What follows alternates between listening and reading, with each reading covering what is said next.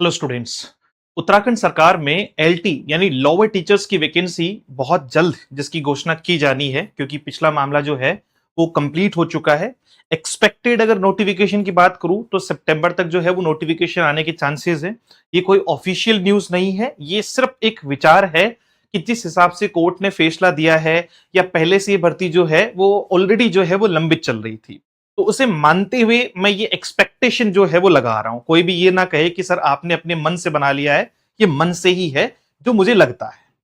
अब अगले 5 से 7 मिनट का ये जो वीडियो है, आपको इसमें कंप्लीट जानकारी मिल जाएगी कि क्या सर इस एग्जाम के लिए हमें स्पेशल टेट यानी जो है वो उत्तराखंड टेट या फिर सी टेट पास होना जरूरी है या नहीं है, या फिर हम अगर बाहर के स्टेट के हैं तो क्या हम इसमें फॉर्म फिल कर सकते हैं, कौन से पेपर होगा, क्या होगा अगले 5 मिनट। और 5 मिनट बाद में आपको मेरी भी बहुत ज्यादा जरूरत पड़ने वाली है, क्योंकि हम ऑलरेडी इस पर काम करना शुरू कर चुके हैं और कल कल में 100 से ज्यादा विद्यार्थी जो है वो व्हाट्सएप ग्रुप में ऐड हुए हैं जो एलटी की तैयारी करना चाहते हैं। मैं कुछ स्पेसिफिक सब्जेक्ट्स पे तो काम करूंगा ही, साथ में जैसे इंग्लिश, हिंदी, मैथ, साइंस के सब्जेक्ट के साथ में ही फर्स्ट पेपर तो हम सबके लिए चला रहे हैं। तो वो सारी घोषणा जो भी होगी वो इस नंबर पर हम लोग करेंगे। आपको एलटी यूके एलटी लिखकर जो है वो 7410928696 पर मैसेज कर देना है। अगर आप उत्तराखंड लेक्चरर की तैयारी कर रहे हैं अभी फिलहाल, तो सुबह 10 से 11 बजे, सॉरी माफी चाहूंगा, 11 से जो है वो 1 बजे तक 2 घंटे हमारी क्लास चलती है यूट्यूब पर। हर दिन एक राइटर हम कंप्लीट कर रहे हैं और बहुत बेस्ट लेवल पर जो नया पैटर्न है उसके अकॉर्डिंग। डन, आ जाओ फटाफट से। पूरा एक फॉर्मेट बता देता हूं मैं आपको, और सबसे मेजर बात कि क्या सिलेबस बदलेगा या नहीं बदलेगा। सबसे पहले जो यूके एलटी का जो फॉर्मेट है 2026-27 का, देखो दो टाइप की जो है वो लोअर टीचर हैं। एक लोअर टीचर का जो टाइप है बच्चे वो है आपका जनरल, और दूसरा है स्पेशल। स्पेशल तो उन दिव्यांग बच्चों के लिए है जो स्पेशली एबल्ड बच्चे हैं, तो इसके लिए खास तौर पे आपकी जो बीएड चाहिए वो आपको स्पेशल बीएड चाहिए, है ना। ये तो वो दूसरा मामला होगा। अभी जिस वैकेंसी की मैं चर्चा कर रहा हूं वो है जनरल की वैकेंसी, वो है जनरल की वैकेंसी जिसमें स्पेशल बीएड की जरूरत आपको नहीं पड़ती है। ठीक है, आ जाओ फटाफट से जनरल की वैकेंसी में चलते हैं। अगर जनरल की वैकेंसी के बारे में बातचीत करें हम लोग, तो यहां देखो जनरल एलटी में दो मंडल है। आपको पता है कि जैसे जो है वो उत्तराखंड में दो मंडल बना रखे हैं, एक गढ़वाल है, दूसरा कुमाऊं है। ये एग्जाम्पल मैंने आपको दिया है पिछले जो है वो नोटिफिकेशन से, जो 2024 का नोटिफिकेशन था। उसमें टोटल पोस्ट थी 1544, जिसको दोनों अलग अलग मंडल में एक जगह 786 और एक जगह 758 पोस्ट पे बांटा गया। उसमें दो अलग अलग आपको क्षेत्र दिख रहे होंगे, एक सामान्य और एक महिला। इसमें भी सामान्य और महिला। क्या है इसके पीछे का तर्क, मैं समझा देता हूं। देखिए, जैसे सामान्य जो है वो वर्ग के पद हैं। सामान्य का मतलब यूआर नहीं, सामान्य कैटेगरी है वहां पे। सामान्य वो जो यूआर आप कहते हैं वो अलग है, सामान्य कैटेगरी है, और एक महिला कैटेगरी है। सामान्य कैटेगरी की खास बात यह है कि यहां जो है वो मेल और फीमेल दोनों अप्लाई कर सकती है, मतलब दोनों अप्लाई कर सकते हैं। जबकि महिला कैटेगरी में सिर्फ और सिर्फ जो है वो महिला ही अप्लाई कर सकती है, ये खास बात है। यानी ये जो 700 से 724 पोस्ट है, इन पे महिला और पुरुष दोनों अप्लाई कर लेंगे। ठीक है, उनके पास दोनों में जाने का ऑप्शन होगा। लेकिन ये जो आपके लगभग जो है वो 64 के आसपास जो पोस्ट है, उसमें सिर्फ महिलाएं ही जा सकती है, पुरुष नहीं जा सकते। Is it? तो ये इनका एक इंडिविजुअल रिजर्वेशन होगा। ठीक ऐसे ही कुमाऊं मंडल में भी ये जो पोस्ट है वो सामान्य वर्ग की है, यानी महिला और पुरुष दोनों फॉर्म अप्लाई कर सकते हैं। और ये सिर्फ महिला जो है वो वर्ग की है, यानी इसमें महिलाओं को ही जो है वो अधिकार प्राप्त है। तो ये रिजर्वेशन है स्पेशली जो है वो महिलाओं को जो आत्मनिर्भर बनाने जैसा, या मैं कहूं कि महिलाओं को अलग से रिजर्वेशन। ये क्लियर हो गया आपका। सामान्य वर्ग में दोनों हैं और महिला वर्ग में सिर्फ महिलाएं आवेदन कर सकती है, यानी इतनी पोस्टें अलग से महिलाओं के लिए रिजर्व्ड हैं जिन पर पुरुष नहीं आ सकते। अगर खाली रहती है तो रहेगी, फिर वो बैकलॉग में चली जाएगी। अच्छा, कुछ पिन पॉइंटेड चीजें मैं आपको बता देता हूं। ये ग्रेड सेकंड की वैकेंसी है, फिक्स्ड है, यानी सीधी सीधी सी बात है कि गवर्नमेंट वैकेंसी है। ऐसा नहीं है कि संविदा कर्मी हो। और सातवां जो है वो सेवंथ पे का आपका सेवंथ लेवल, यानी सेवंथ ले का जो है लेवल का जॉब है। 42,400 रुपए के आसपास इसका जो है वो शुरुआती पेमेंट है। एज आपकी 21 से 42 के बीच में होनी चाहिए, यानी मिनिमम 21 और मैक्सिमम 42। फिर अगर आप एससी एसटी या ओबीसी से हो तो आप 5 साल और जोड़ के चलो, आपको रिजर्वेशन मिल जाएगा। दिव्यांग श्रेणी या फिर आप एक्स सर्विसमैन है तो 10 साल और जोड़ के चलो, आपको उसका क्या मिल जाएगा, अलग से जो है वो रिजर्वेशन मिल जाएगा। इसमें सिर्फ उत्तराखंड के विद्यार्थी जिनके पास उत्तराखंड का डोमिसाइल है वही अप्लाई कर सकते हैं, और या फिर वो अधिकारियों के बच्चे जो उत्तराखंड सरकार में काम करते हैं और वहीं पर जो है वो उत्तराखंड सरकार के हैं। मतलब ऐसा नहीं है कि भाई सिर्फ आया हुआ है वो वहीं रह रहा है, ऐसी कुछ शर्तें हैं तो वो शर्तें सारी पढ़ लेना, ये स्पेशली सर्विंग स्टूडेंट्स के लिए है। लेकिन क्या बाहर का कोई बच्चा अप्लाई कर सकता है? तो उसका जवाब है ना, सिर्फ उत्तराखंड के बच्चे ही इसमें अप्लाई कर सकते हैं। ना यूपी के, ना एमपी के, ना राजस्थान के, कोई नहीं आएगा। अब बात आती है क्वालिफिकेशन क्या चाहिए। तो क्वालिफिकेशन आपको चाहिए यूजी और बीएड, है ना। यूजी प्लस बीएड तो चाहिए ही चाहिए, मतलब आपका जो है वो बैचलर्स चाहिए फिर बीएड चाहिए। और या तो आपने उत्तराखंड का टेट पास कर रखा हो या फिर आपने सीटेट जो सेंट्रल टेस्ट है उसको, टीचिंग आपका टेस्ट है उसको पास कर रखा है, सीटेट पास कर रखा है। डन। तो ये कंपलसरी है। क्या ये सर कंपलसरी है? तो जी हाँ, ये कंपलसरी है। लास्ट वीडियो में ये क्लॉज छूट गई थी तो काफी बच्चों ने क्वेश्चन पूछा था। तो सीटेट या आपका उत्तराखंड का टेट होना कंपलसरी है, और अगर आप सीटेट जो है वो आपके पास में है तो यूआर या ईडब्ल्यूएस वालों की कम से कम 90 नंबर होने चाहिए। सेकंड की बात कर रहा हूं मैं ना, सीटेट 2 की बात कर रहा हूं, पेपर सेकंड की। और वहीं ओबीसी वालों के लिए 75 नंबर, एससी एसटी और अदर कैटेगरी चाहे वो दिव्यांग श्रेणी हो या जो भी एक सर्विसमैन है उनके लिए 60 नंबर कम से कम होने चाहिए। डन। अगर आपके पास इतने मार्क्स नहीं है तो इसका मतलब आप फिर उसके लिए जो है वो अप्लाई नहीं कर पाएंगे, सीटेट के मार्क्स हैं।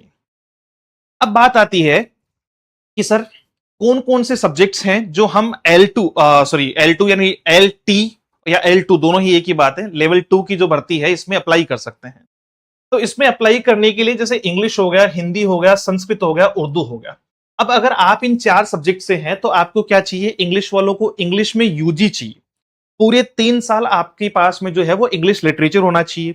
उर्दू में 3 साल आपके पास उर्दू लिटरेचर होना चाहिए। रही बात हिंदी और संस्कृत की, तो इसमें आपका दोनों का कॉमन है, यानी 10वीं में आपको जो है, अगर आप संस्कृत से दे रहे हैं और 10वीं में आपकी हिंदी है तो आप संस्कृत से भी अप्लाई कर सकते हैं और हिंदी से भी कर सकते हैं।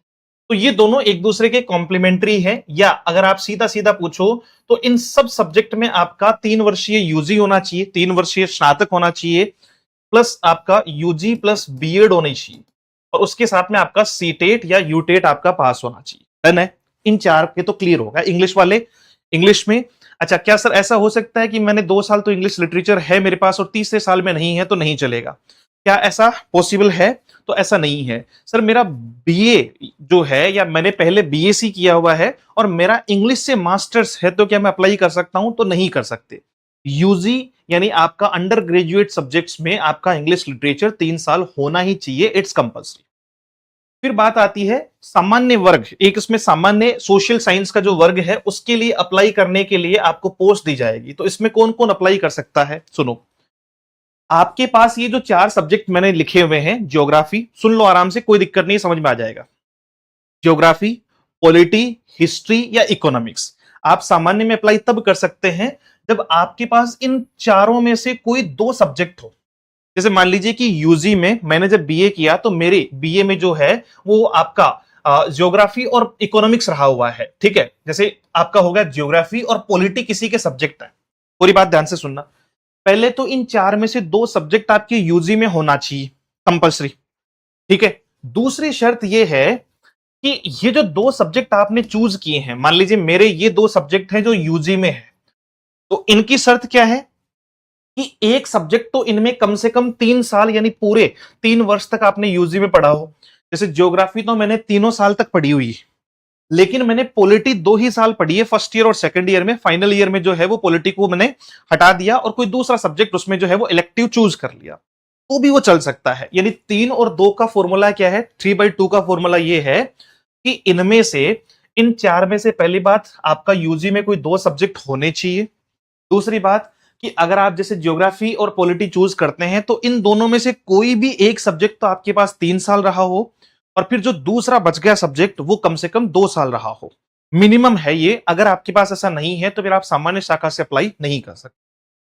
जो मैथ का बच्चा है कि सर मैथ्स में कौन सा बच्चा जो है वो अप्लाई कर सकता है, तो जिसके पास यूजी में मैथ भी है या फिजिक्स है तो वो दोनों ही अप्लाई कर सकते हैं। अगर आपने फिजिक्स जो है तो आपके पास सब्जेक्ट रहा है तो भी आप अप्लाई कर सकते हैं, मैथ रहा है तो भी अप्लाई कर सकते हैं। शर्त आपकी वही है 3/2 कि आपके पास मैथ और फिजिक्स दोनों हैं, तो शर्त यह है कि मैथ या फिजिक्स दोनों में से कोई भी एक सब्जेक्ट पूरे 3 साल होना चाहिए और दूसरा सब्जेक्ट 2 साल मिनिमम होना चाहिए। यानी 3 ईयर में से 2 ईयर तक ये होना चाहिए। मेरे ख्याल से कोई डाउट नहीं है, मैं बहुत प्रॉपरली समझा पा रहा हूं आपको। अगर आप साइंस में अप्लाई करना चाहते हैं तो फिर आपके पास में इन तीनों में से आपने यूजी का आपका जो सब्जेक्ट है, या तो आपके पास केमिस्ट्री, जूलॉजी और बॉटनी, इन तीनों में से कोई 2 सब्जेक्ट आपके पास यूजी में होने चाहिए। ठीक है, आपका केमिस्ट्री, जूलॉजी और बॉटनी सब्जेक्ट, आपका इनमें से 2 सब्जेक्ट होने चाहिए। और उन दोनों के लिए वही शर्त कि दोनों में से एक सब्जेक्ट पूरे 3 साल रहा हो और दूसरा सब्जेक्ट मिनिमम 2 साल रहा हो। तो ये 3/2 वाला जो रूल है उसको सामने मतलब साथ में लेकर चलना है बच्चे। ठीक है, डन है क्वालिफिकेशन सबकी। तो इंग्लिश, हिंदी, संस्कृत, उर्दू वाले तो अपने पूरे 3 साल लिटरेचर देखेंगे। इधर सामान्य शाखा वाले इन 4 में से कोई 2 सब्जेक्ट होने चाहिए, 2 में से एक 3 साल पढ़ा हो और दूसरा 2 साल मिनिमम हो, तब अप्लाई कर सकता है। मैथ में मैथ और फिजिक्स वाला अप्लाई कर सकता है, साइंस में केमिस्ट्री, जूलॉजी और बॉटनी वाला अप्लाई कर सकता है। फिर इसके अलावा आर्ट की जो है वो इसमें वैकेंसी आती है, पेंटिंग हो गया आपका। फिर इसमें फिजिकल जो है वो टीचर की वैकेंसी आती है, म्यूजिक की वैकेंसी आती है, इसमें होम साइंस की वैकेंसी आती है और कॉमर्स की वैकेंसी आती है। इन सब में आपको ये जो नीचे वाली है, इन सब में आपको यूजी प्लस बीएड चाहिए, या फिर आपका इन सब में जो जो मैंने बताया वो तो है ही, इंटीग्रेटेड कोर्स भी हो सकता है। मतलब वही जो है वो 4 साल वाला, जिसमें अपन जैसे बीए बीएड कर लेते हैं, बीएससी बीएड कर लेते हैं, तो वो इंटीग्रेटेड कोर्स भी मान्य है। ऐसा नहीं कि अलग अलग ही होना चाहिए। डन। कोई भी क्वेश्चन हो कमेंट बॉक्स में लिख देना, रिप्लाई मिल जाएगा। मेरे ख्याल से शायद योग्यता को लेकर अब आपके मन में क्वेश्चन नहीं है। अगर आपकी उम्र 21 से 42 के बीच है, रिजर्वेशन को मिलाकर अगर 42 से ज्यादा भी है और रिजर्वेशन के थ्रू आपको पेपर देने का मौका मिल रहा है, क्वालिफिकेशन आपकी इनमें से कोई एक है, आप अगर तैयारी करना चाहते हैं तो स्टार्ट कर दो। पेपर पैटर्न क्या रहता है सर? चलो बता देते हैं। पेपर पैटर्न 1 डे एग्जाम होगा, एक ही दिन का एग्जाम है, एक पेपर होगा, 2 घंटे का पेपर होगा ना। 2 आवर्स जो है वो पेपर का टाइम है। 120 मिनट, 120 मिनट पेपर का टाइम है। पेपर में 2 पार्ट होते हैं। पहला पार्ट 50 क्वेश्चन, दूसरा पार्ट 50 क्वेश्चन। पहले पार्ट में जो 50 क्वेश्चन है उनमें से शुरुआत के 30 क्वेश्चन आपको दिखाई पड़ेंगे सीडीपी और आपका जो है वो एजुकेशनल फिलोसफी और एजुकेशनल साइकोलॉजी का। ठीक है, ये जो है एक पूरा का पूरा एजुकेशन या फिर बच्चे की मानसिक योग्यता से जुड़ा हुआ जो है वो एक सेगमेंट है, जिससे रिलेटेड 30 क्वेश्चन पूछे जाते हैं। बच गए जो 20 क्वेश्चन है उसमें उत्तराखंड का जीके, साथ में जो है वो रीजनिंग सब्जेक्ट रखा जाता है। उत्तराखंड का जीके भी रखा जाता है और रीजनिंग सब्जेक्ट भी जो है वो रखा जाता है। तो ये 50 नंबर हो गए। इसका पेपर आपको जो है वो हमारे यहाँ से मिल जाएगा सारे एग्जाम्स, यानी सारे बच्चों के लिए स्पेशल पेपर जो है वो इसका, चाहे आप किसी भी इनमें से किसी भी लेवल की तैयारी कर रहे हैं, सामान्य, मैथ, साइंस, आर्ट्स, किसी का भी, वो तो कॉमन है। हालांकि कुछ बच्चों का कहना है, जैसे आज सुबह भी कुछ बच्चों की बात हुई थी मुझसे, तो वो कह रहे थे कि सर पेपर होना चाहिए 30+70 के फॉर्मेट का, यानी 30 नंबर का जो है वो बाकी का, सॉरी 30 नंबर का आपका क्या होना चाहिए, 30 नंबर का ओवरऑल कंटेंट होना चाहिए और 70 नंबर का सब्जेक्ट होना चाहिए, जो कहीं ना कहीं जस्टिफाइड है। 2018 में यही पैटर्न था, मैं भी उसी को जो है वो सपोर्ट करता हूं। उसका कारण भी है कि बच्चे की वास्तविक योग्यता उसके सब्जेक्ट से देखनी चाहिए। जैसे इंग्लिश लिटरेचर का अगर कोई बच्चा है तो उसको यार 100 क्वेश्चन आप वहां से पूछो ना, तब पता चलेगा कि वो लिटरेचर कितना पढ़ के आया है। उससे आप रीजनिंग का क्वेश्चन पूछ के क्या जस्टिफाई करवाना चाहते हो? तो ये तरीका तो गलत है। अब नए पैटर्न में जो है वो ये 30-70 रहता है या फिर 50-50 रहता है। अभी तक इस पे कोई चर्चा नहीं है, नोटिफिकेशन आने के समय ही पता चलेगा। बाकी इसमें बदलाव होता हुआ दिख नहीं रहा है फिलहाल के हिसाब से, तो क्योंकि सिलेबस में भी कोई किसी प्रकार का बदलाव नहीं होगा। अभी रिसेंट ही सिलेबस जो है वो जारी हुआ था, तो इसमें कोई बदलाव जैसी संभावनाएं आपको नहीं दिखेगी। बदलाव तब होते हैं जब भर्तियों में गैप लग जाता है, 2 साल, 3 साल, 4 साल, 5 साल के गैप होते हैं, तब ज्यादा बदलाव होने के चांसेस होते हैं। तो आपको यूके का जीके और साथ में जो है वो रीजनिंग तैयार करनी है 20 नंबर के लिए। तो ये 50 नंबर वहां से हो गया, मैंने कह दिया कि आपको इसका पूरा स्पेशल बैच मिल जाएगा। और फिर आता है 50 question subject specific. Subject specific English वाला इंग्लिश करेगा, हिंदी के हिंदी, बायोलॉजी का मतलब जो जो है, जैसे मैथ का 50 क्वेश्चन मैथ के हो जाएंगे। अब इसमें भले ही 50 क्वेश्चन हो, सिलेबस बहुत ज्यादा दिया हुआ है। मतलब इंग्लिश वालों की बात करूं तो 7 यूनिट में जो है वो बहुत कुछ लिटरेचर है, ग्रामर है, उसका एक बहुत बड़ा पार्ट दिया हुआ है। और उसको तैयार करने के लिए मिनिमम 4 से 5 मंथ तो हमें कोर्स में लगते हैं। फिर 1 से 2 मंथ में उसका रिवीजन और प्रैक्टिस होती है और लास्ट मंथ में आप जो है वो उसको रिवाइज भी करते हैं और साथ में जो है वो टेस्ट भी लगाते हैं। यानी 7-8 महीने मिनिमम इस अच्छी भर्ती के लिए। देखो ग्रेड की जब हम तैयारी करते हैं ना, तो आप 1-1.5 महीने वाला तो हिसाब किताब छोड़ दो। 1-1.5 महीने तब काम करता है, जैसे अभी यूके पीएससी में मान लीजिए कि मैंने अभी रिसेंट जो है वो मंडे से मेरा एक क्रैश कोर्स चालू होगा। तो इसमें वो सारे बच्चे वो हैं जिन्होंने एक-एक बार किसी न किसी टीचर से या पहले अपने सिलेबस को 99% कंप्लीट कर रखा है। तो मैं उनको ग्रूम करूंगा, तो उसमें कोई दिक्कत नहीं है, वो 50 दिन में भी हो पाएगा। उनको पहले से नॉलेज है, वो जानते हैं मुझे उनकी नॉलेज को और एक्सपेंडेबल फॉर्म में चेंज करना है। लेकिन कोई नया बच्चा है जो पहले दिन आके कहता है कि साहब मैं एलटी की तैयारी करूंगा, मैं उसको कहूं कि 45 दिन दे दे तेरा सिलेक्शन फिक्स है, भैया वो सिर्फ पैसा ऐंठने का तरीका है, कुछ नहीं होगा। तो मिनिमम आपको 7 से 8 महीने चाहिए ही चाहिए, और मैं यही सजेस्ट करूंगा कि आप इसकी तैयारी अभी से शुरू कर दीजिए। सितंबर में भी अगर नोटिफिकेशन आता है तो दिसंबर तक इसकी एग्जाम करवाने की संभावना जो है वो बनती है, क्योंकि चुनाव है उत्तराखंड में और चुनाव से पहले इसको पूरा करना जो है वो सरकार का मुख्य लक्ष्य होगा। होप आपको मेरी पूरी बात समझ में आई होगी। कोई डाउट हो, कोई क्वेश्चन हो, आपको इस ग्रुप में ऐड होना हो या फिर अपने पेड बैचेस से जुड़ना हो, उन सब की जानकारी आपको उस ग्रुप में हम जल्दी ही प्रोवाइड करवाएंगे। साथ में ही कौन कौन से सब्जेक्ट जो है वो इंग्लिश के अलावा, जैसे साइंस का कौन सा सब्जेक्ट हो सकता है, मैथ का, हिंदी, ये सेकंड पेपर भी मैं आपको यानी मेजर सब्जेक्ट भी कौन सा प्रोवाइड करवाऊंगा ये भी बताने वाला हूं। आप इस नंबर पर मैसेज कीजिएगा, यूके लिखकर हम आपको ग्रुप में ट्रांसफर कर देंगे। Thank you so much, have a great day. कोई डाउट हो आप कमेंट कर सकते हैं, व्हाट्सएप के माध्यम से पूछ सकते हैं, जितना हो सकेगा आपका सहयोग किया जाए। Thank you so much.